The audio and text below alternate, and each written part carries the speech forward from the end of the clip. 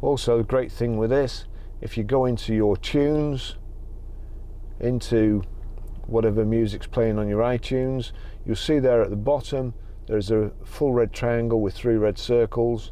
If you click there, you'll see that Audi MMI 9401 is selected, but if it's not, if the arrow's next to your iPhone, touch it, go out, click play.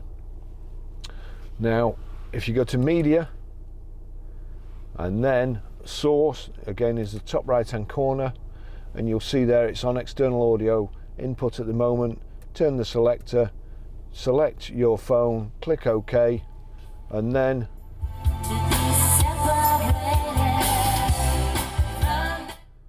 really good sound in the Audi. Fantastic system. You can also set it from let's see, menu into tone, and you can select treble, bass, subwoofer, fader, DSP, and DSP you've got sound focus and Gala, so it is a great system.